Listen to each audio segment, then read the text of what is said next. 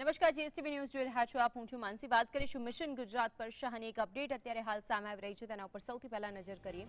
ગાંધીનગરમાં સહકારિતા સંમેલનનો કાર્યક્રમ યોજાયો છે. ટૂંક સમય પહેલા મુખ્યમંત્રીએ સંબોધન કર્યું હતું અને અત્યારે હાલ અમિત શાહ સંબોધન કરી રહ્યા છે.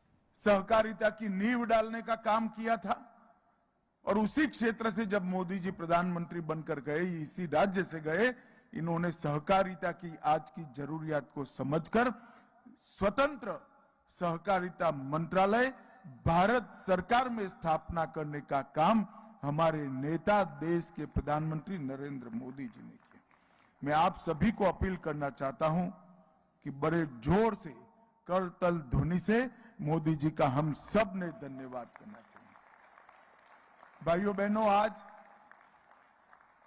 नैनो यूरिया के लिए गुजरात के मुख्यमंत्री भूपेंद्र भाई ने बहुत महत्वपूर्ण निर्णय लिया है.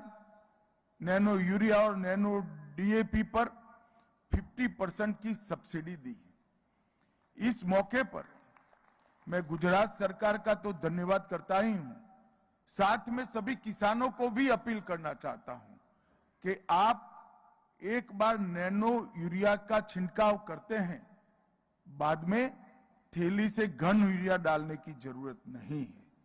इससे आपका क्रॉप भी बिगड़ेगा, भूमि भी बिगड़ेगी.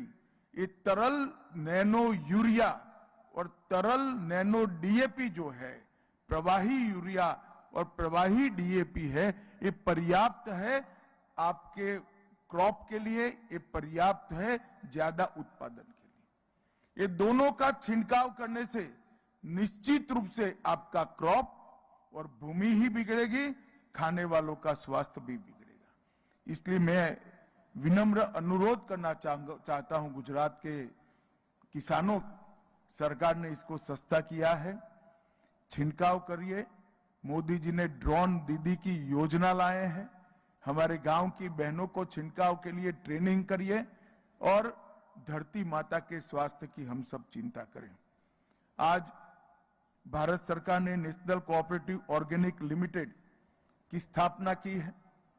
जैविक उत्पादों को, ऑर्गेनिक फूड को बढ़ावा देने के लिए और ऑर्गेनिक फूड का उत्पादन करने वाले किसानों को उचित मूल्य मिल जाए, मुनाफा मिल जाए, इसके लिए आज एनसीओएल के द्वारा भारत ऑर्गेनिक आटा का लोकार्पण हुआ है.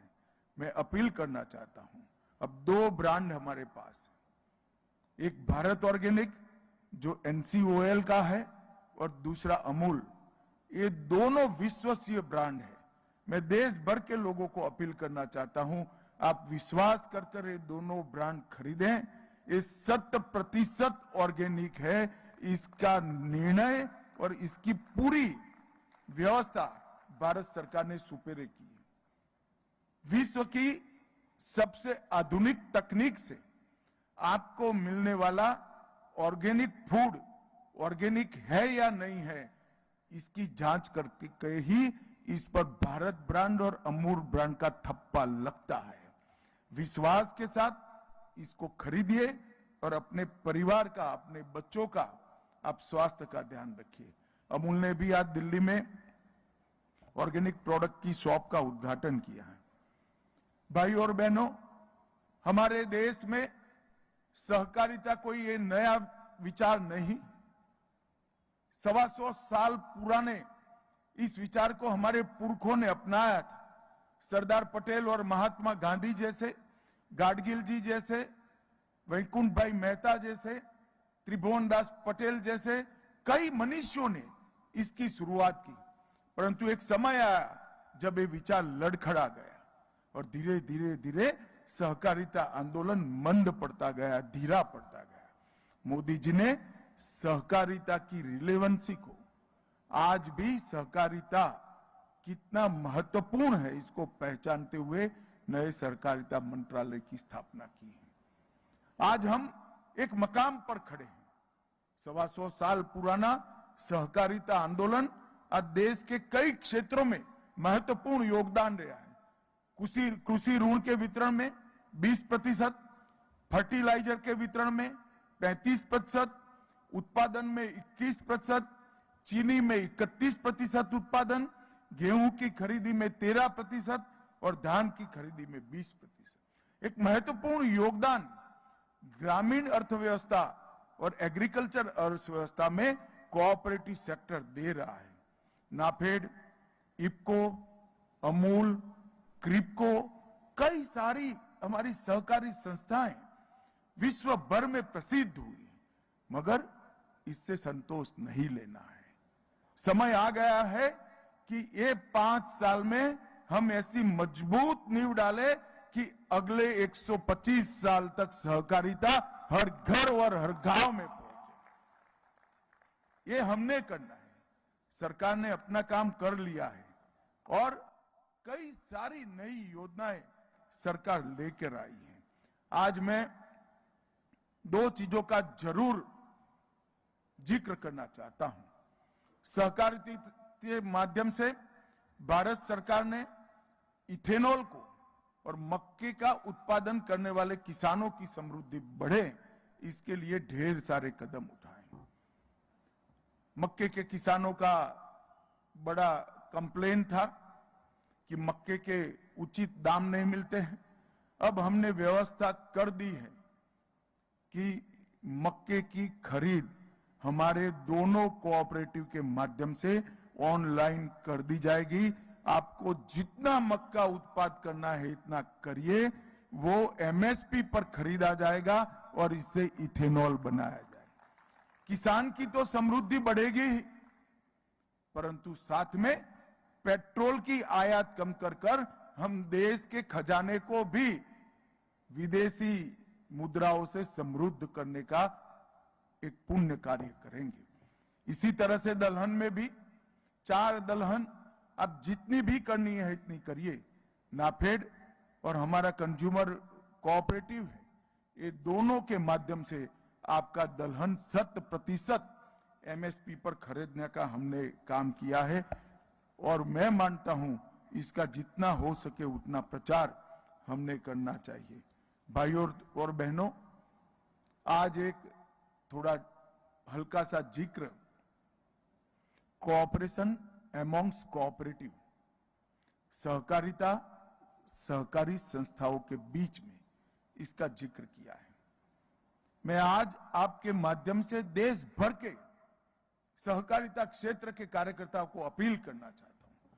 सहकारिता क्षेत्र का पूरा आर्थिक व्यवहार सहकारिता क्षेत्र में हो, ये अगर हम कर लेते हैं तो हमें सहकारिता क्षेत्र से बाहर एक भी पैसा लाने की जरूरत नहीं पड़ेगी। ये मैं आपको विश्वास के साथ, गुजरात में बनासकांठा और पंचमहाल में इसके पायलट प्रोजेक्ट करे हैं। मैं आपको बताना चाहता हूं, सिर्फ ये 2 जिलों के अंदर 785 करोड़ रुपए की डिपॉजिट हम बढ़ाने में सफल हुए, सिर्फ 2 जिले के अंदर। अगर देश के सभी जिलों में हो जाए तो हमारे पास पर्याप्त धन होगा, जिससे सहकारिता का बाग फल फूल कर बहुत बड़ा हो जाएगा।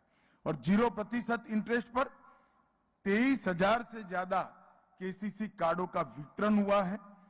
3.8 लाख रुपए डेबिट कार्ड, जो बहुत कम ऋण में हमारे किसान भाई और दूध उत्पादन करने वाली माताओं को ऋण देता है, वो रुपए डेबिट कार्ड उनको दिए गए हैं। और एक प्रकार से दोनों जिलों में ऊर्जा का संचार हो रहा है।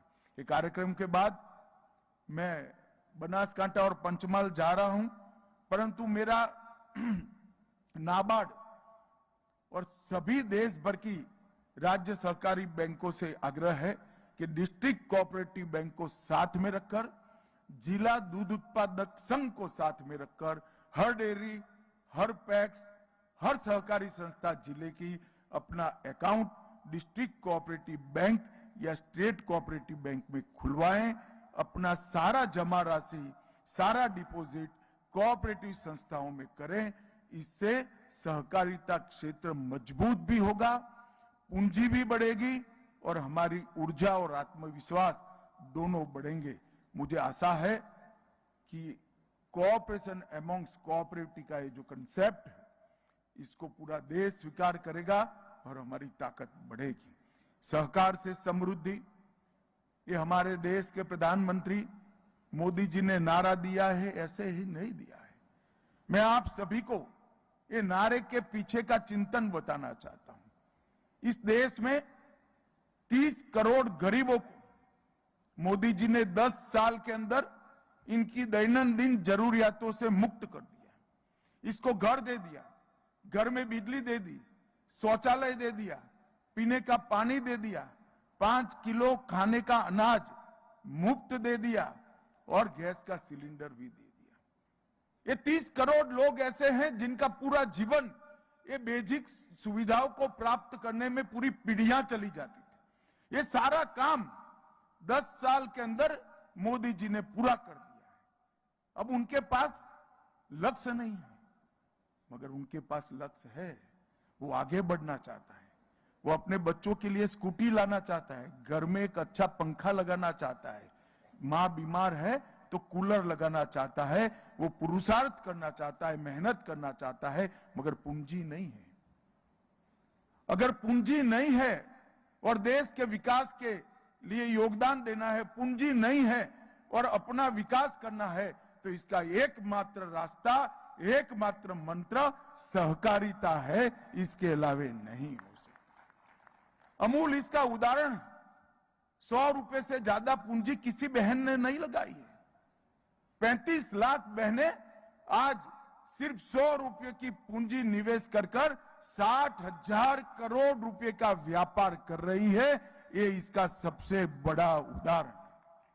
100 रुपए की सिर्फ पूंजी से नरेंद्र मोदी जी ने सहकार से समृद्धि जो मंत्र दिया है, ये मंत्र के पीछे आजादी के 75 साल के बाद भी जो 30 करोड़ लोग पिछड़े हुए हैं, आर्थिक रूप से पिछड़े हुए, इनके जीवन में आत्मविश्वास, खुशी और समृद्धि देना है। वो परिश्रम करें, अपने पैर पर खड़े हों और उनकी आने वाली पीढ़ियां भारत की अच्छी नागरिक बनकर भारत के विकास में योगदान दे पाए। इसलिए कोऑपरेटिव को समृद्ध करना है। भारत सरकार के सहकारिता मंत्रालय ने ढेर सारे कदम उठाए।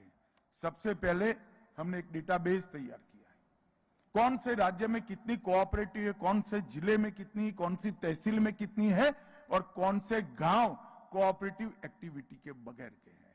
आज मेरे टेबल पर बैठकर दिल्ली में मैं एक गांव इसमें डेयरी है या नहीं है, पैक्स है या नहीं है, ये उपलब्ध है। ये सारा डेटा डिस्ट्रिक्ट कोऑपरेटिव रजिस्ट्रारों के पास भी उपलब्ध है और हमने अभियान चलाया है 2 लाख पैक्स और डेयरी बनाने का।